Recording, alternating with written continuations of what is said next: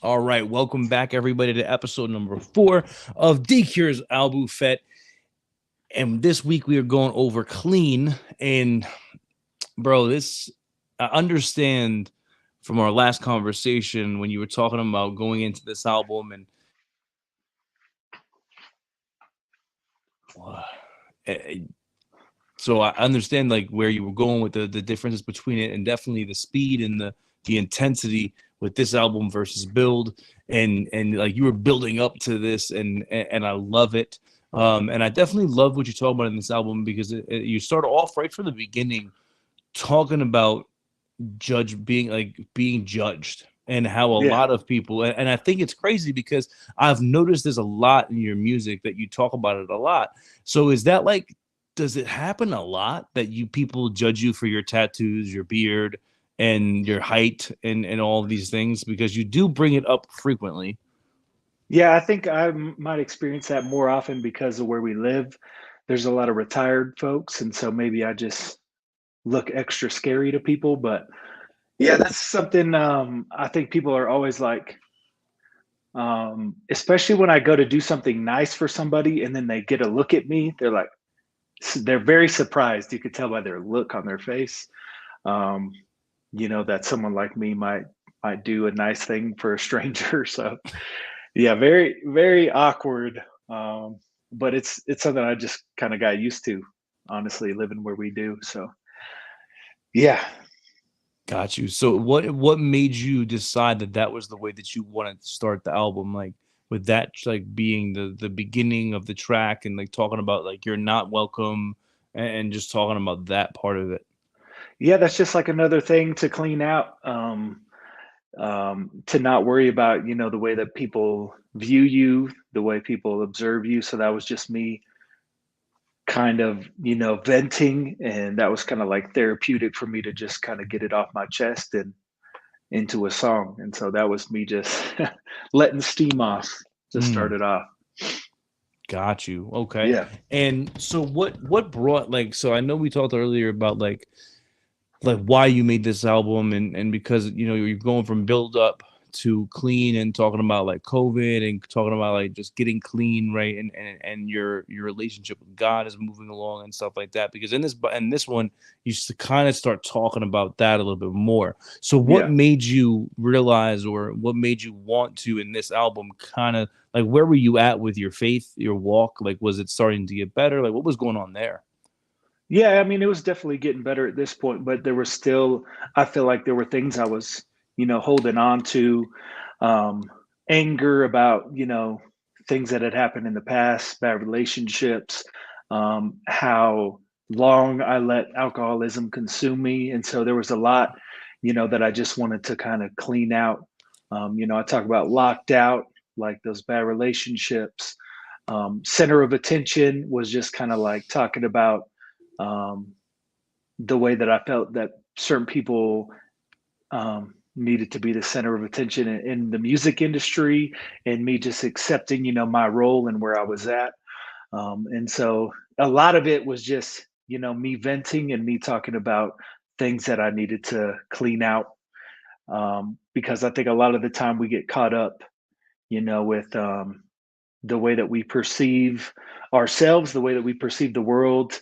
And so a lot of clean was literally cleaning out, the negative, cleaning out the regret of, all those years that I spent drinking. So yeah, clean. And like I said, clean came at at a perfect time because COVID and everyone was extra cleaning their house, and it just lined up perfectly to be talking about that stuff too. When I talk about fallen, I'm talking about aliens that landed on Earth and observed what was going on and saw that people were going crazy with the Yeah, because you talk toilet about the toilet toilet paper paper. scare, Yeah.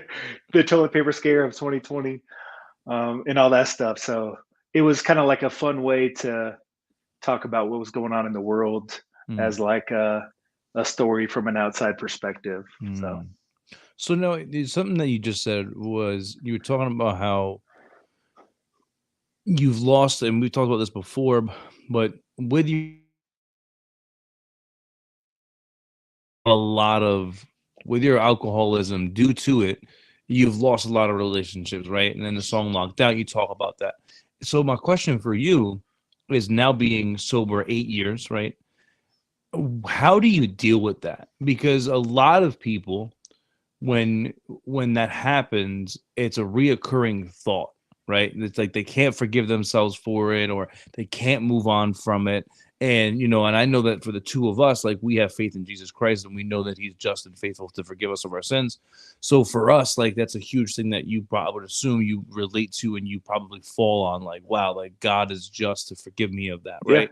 Yeah. So what is it though? Like, how would you describe that? Because a lot of people, they just can't get over the past. They can't get over what they've done to somebody, or if you're on the other side of the fence, like, I can't get over what this person did to me. And in this album, you talk a lot about that. You talk about judgment. You talked about being like, you feel like you're sucked into this, or you're locked into this, and you can't get out of it. Like, can you kind of talk about that? Yeah. So I feel like all those, relationships where I made terrible decisions, that I was the cause of, failed marriages. Um, at the end of the day, I wanted to be a better person, obviously for me, but as an example to those people that, um, you know, I've decided to live a different way. Whether they see it or not, I don't really talk to anyone that, was an ex or whatever in the past. But I think being, you know, someone that's changed and set kind of that example of, you know, the renewal of me, um, just kind of gives, I hope, anyway, that it gives them peace too, because um, they don't see, what I used to be. So I think a lot of that is, obviously you want to change for yourself to live a better life, but at the same time, like, you can set an example for um, the bad, the negative, the ugly that you've left in the past. And I think, if someone stumbles across me, that used to know me, I hope that they're happy for me. I hope they can see the change, and that I'm living, a way better way that they were used to seeing. So yeah, that's definitely a tough one. Something that I held on to for a long time, a reason that I drank for so long. I think because I beat myself up over and over, because I have been divorced twice, and it was obviously difficult for me, but I felt worse because of what I did to them. Like, I was fine. Like, there was a time when I was like, I like being sad. I like being depressed. Like, this is just my thing. And honestly, I just felt bad about what I did to them, because they had hope, in me, and I failed them. And so a lot of that, that change, a lot of that growth in my faith is just me, displaying that I've changed, whether they see it or not. You know, here I am. So hopefully they're doing good. I'm doing pretty good. So I hope they are too. Yeah. So one of the other things you talk about too in this album is, you talk about letting go of your faith.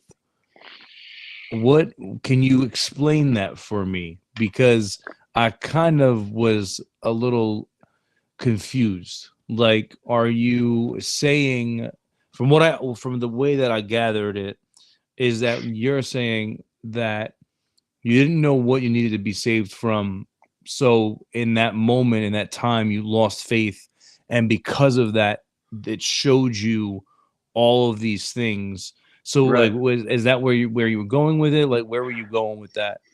Yeah. Like, if you think you don't need your faith, then lose it. And see how bad you need it when your life is falling apart. That's basically what I was saying. I think that was from Small Towns, Yes, where I yeah. was kind of talking about, lose your faith and then realize, how important that thing is to you. Um, and that's something I've done.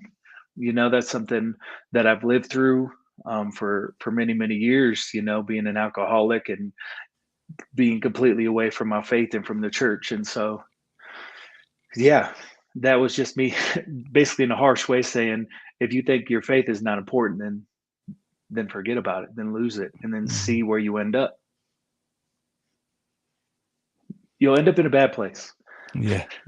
And but you know what's amazing about it is that like is being able to, as we go through your albums, is being able to see how you talk about losing your faith, but then you talk about gaining it back. And then, and that's, and I'll tell you, it's crazy because as these albums persist and as we go through them, they're like, I'm listening to them and I'm gaining a lot of insight from them because I'm thinking about like my time, right? I'm Hmm. thinking about like when I lost faith, and I'm thinking about like when God was just and God was still standing there, like, hey Yep. man, I'm right here. Like if you if you just ask me for some help, like I got you, dog.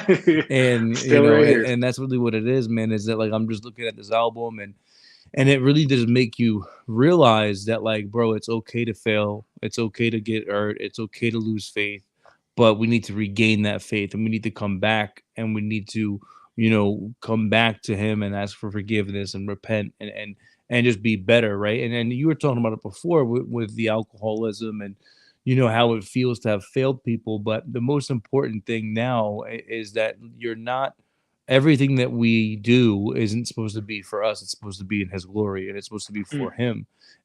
And that's why it's like when I asked that question about like, okay, well, how do we get over these things? Well, that's the answer. Okay, we get over these things by being able to point to him. So when people are like, hey, like you did all this stuff, but now you really don't, you've moved on from it, and this and the third, like the answer has to be us pointing back to him and saying, well, it's because of what he did in my life.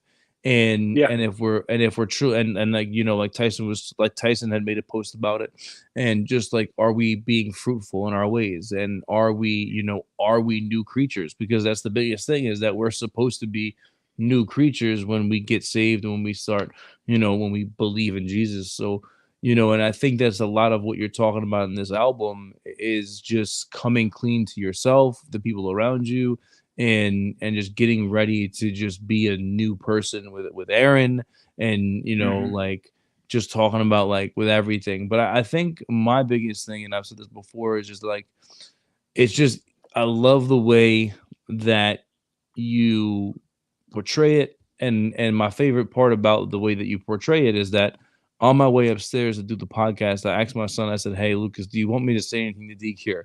And he said yes. And I said, okay, what do you want me to say? And he goes, I love his music. And I'm like, bro, this is a 4-year-old kid who, Awesome. he's able to listen to your music. And bro, I hope one day this dude's like lyrical, because this guy knows like lyrics and stuff, and it's like, Yeah. it's insane, because I'm like, I don't even know what he just said. uh, Very cool. but that's the biggest thing, is that I love the fact that you can peel your music back and you can learn from it, and that you can decipher and understand what you were really going through when you were writing this music. So what was there anything, I know you listened to the album before we got on, was there anything that you thought about, or kind of like looked at and was like, wow, like we got to talk about this? It kind of goes back to what you were saying, without God's redeeming grace, I wouldn't have been able to make those changes to kind of clean all that stuff out. And so, like you said, it all does point back to him. The reason that my life has changed is because of him, because he saved me in the darkest time of my life. And so, yeah, I think, clean was big in terms of growth, but also just to let go of stuff and give it up to God, because man, we hold on to that stuff. We'll Hmm. hold on to it forever. And so, that was just like the first attempt of kind of starting to let those things go, clean it out, and start over. So So, what was it, was there any like, and I know that we may have talked about this before, but was there any like determining moment where you realized like, I know that like you like there's been points in your life where like, enough is enough, but like, because you easily could have been the person who's like, oh, because now it's 8 years that you're sober, right? So you've been clean, right, for yeah. 8 years, and you easily could have gone back to the drink at any point in these 8 years. Like at this point, you could have just been like, oh, you know what, it's been long enough. My wife loves me. We have a great relationship. I'm sure wouldn't be an issue if I had a beer tonight. And even I was watching your reels today on TikTok, and in one of them, you have the Bud Light can that's clearly empty, and in that moment, like, you had to clearly go to the liquor store or somebody bought it for you, right? But whatever, Yeah. you still had that thing in your hand that once upon a time was Yeah. a big freaking deal. Like, that thing held on to your life and stopped you from doing things and living for a long time. Yeah. So what was it that said, hey, you know what, I gotta clean up my act? And then what is it that continues to keep you on this clean and straight and narrow path, and like for the point where you can grab a Bud Light tall boy and not just bang it back? The perspective that my life is so much better than it ever was, I think, just goes to show me that I'm moving in the right direction, that I'm moving in the way that God wants me to move. Um, that temptation, while it was there when I went and bought that tall can and poured it out for the sake of a joke, was like, kind of just proven to me that it wasn't a big deal. I could go buy that and dump it out without even thinking about taking a sip. And so, um, yeah, I just know that I've been saved from something so dark, man. I mean, the place that I was in, I was ready to die. Like, I didn't care about my life. I didn't care about, anyone around me, anyone that was involved in my life. Like, honestly, I was selfish and I just wanted to be not that person. And so to realize, that I was going to kill myself, and then God decided, like, no, no, you're not. I'm going to show you how much I love you, before anything else.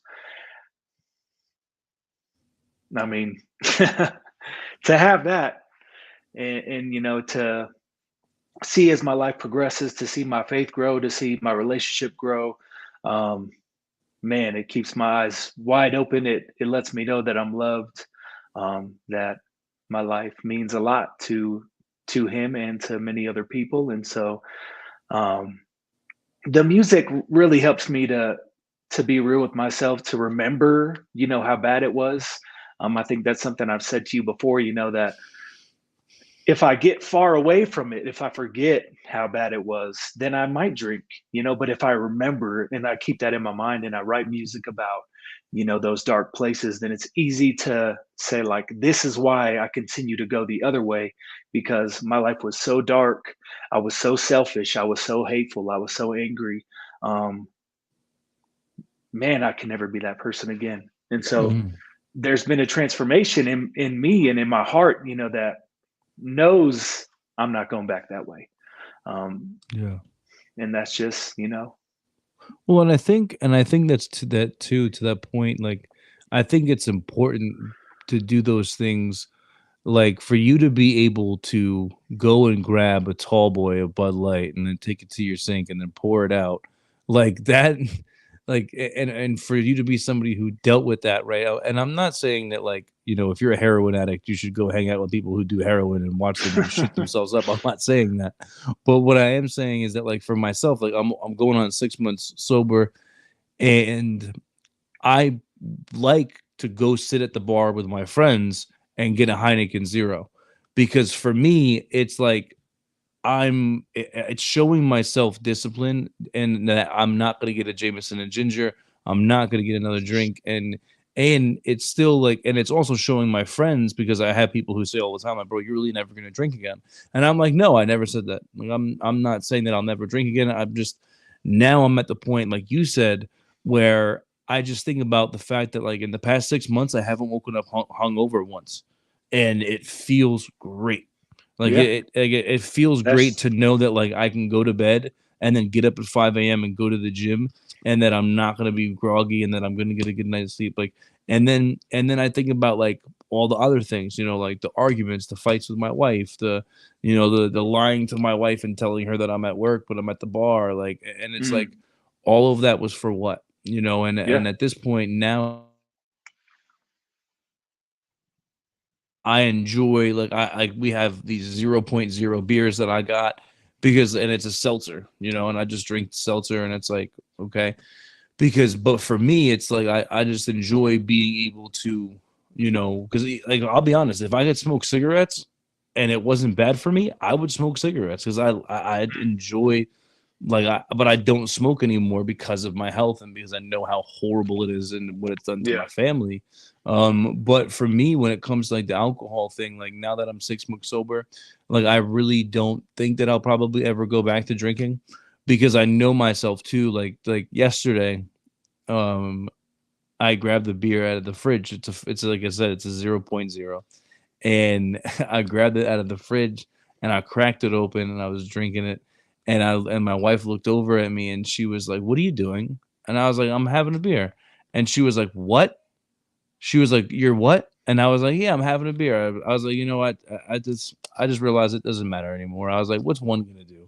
And then she was like, "Doug, you're out of your effing mind." And she like went to grab it and she's like, "Wait a minute, that's not a real beer." I'm like, I was like, but it felt good though because like when I was drinking and I would bring up not drinking, my wife would never pressure me not to drink. Like she would never say like you should stop drinking. But when I would bring it up and she'd be like, okay, so then stop drinking. And now that I'm 6 months into it, like when I talk about getting a beer, or I'm like, how bad would it be? She's just like, Doug, you don't need it. Like you've shown that you don't need it. You've shown that you can get through it without it. And you know, and I think that's a lot of what happens to people, right? Is that, you know, I have a friend of mine recently, who he was sober for 4 years and he got a divorce and we were hanging out and just talking at work and I was like, oh hey man, he went to get a bottle of water and he came back and it was like a mead jar and I was like you don't drink. And he was like, oh, I fell off the wagon. And I was like no you didn't. I was like, bro, you've been sober for 4 years, there is no way you fell off the wagon. And he was like, no, yeah, I did. And I was like, wait a minute. I was like, you're being serious right now? And he was like, yeah, man. He's like, I went out to Texas or Tennessee. And he's like, you know, I got drunk and now I've been drinking again. And I'm just like, damn, man, like you went 4 years, dude. And, you know, and now it's like, you know what, man. But now I'm just trying to like remind him, like, bro, you did it before. And, you know, and you're saying, you know, hey, that I can get it under control. But like, why even get it under control? Like, why? Right. You can't get it under control if it's truly a problem. Man, that whole thing kind of has me a little wary. To me, you have to change the way you live. You know what I mean? Like for me, if there was a time for sure when I was like trying to get sober, but I was still hanging out at the bar. And while I like told myself that was like willpower and that was strength to do that, it also was put me in a bad position. You know what I mean? So that definitely makes me wary because along with, you know, changing, because obviously like getting sober is a radical change from what you're used to. There should be other change that comes along with that. You know what I mean? Like you have to learn to live in a little bit of a different way. And you know, I'm not the type of person to preach to you. So for me, that would not work. Like if I was still hanging out at the bar, Dcure would be a drunk guy. So that's you know, scary if you ask me. Yeah. No, you know what, bro? But you know what though? Like these are the reasons why I love our conversations, because without preaching at me, it's very easy for you to be like, hey, like, that's not on me. But you know what though? I could definitely understand where you're coming from, because it's like you don't want to put yourself in the position to receive temptation if you don't need to. Right, because you don't know how many times it might take. Like it might take 100 times for you to be like, okay, I'll have a shot, or you know, I'll have one beer. I think, you know, that first year is the hardest too. And if you're still being tempted, you know, one bad day could send you over the edge. So hey, you're always in my prayers. So yeah, no, I got here you for man. you. Yes, sir. So next we have Dcure. Dcure. That is the next album that we're going to cover. So where what do you see, like where's your mindset in that? Where are you going with that? How do you feel about it? Like what should we be expecting diving into that album?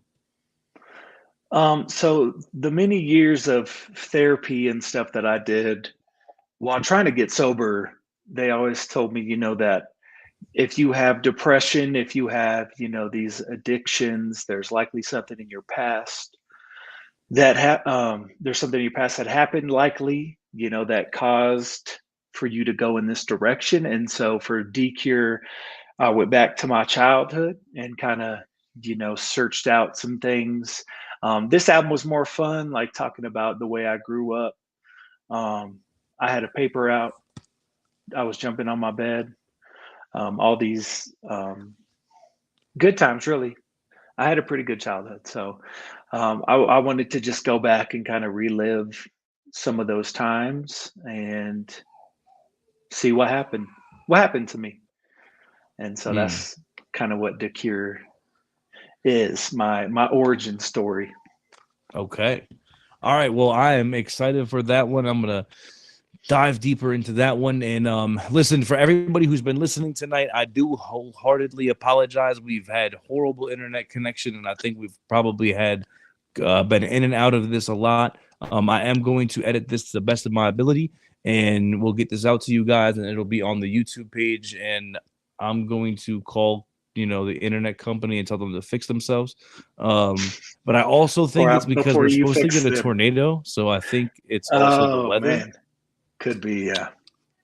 So, yeah, but hey, we're in the mountains, so we get the same issue when the snow's coming, man. So yeah. So all right. Well, hey, listen. Thank you so much, sir. I hope you have a good rest of the evening, and we are out of here. Yes, sir. You too.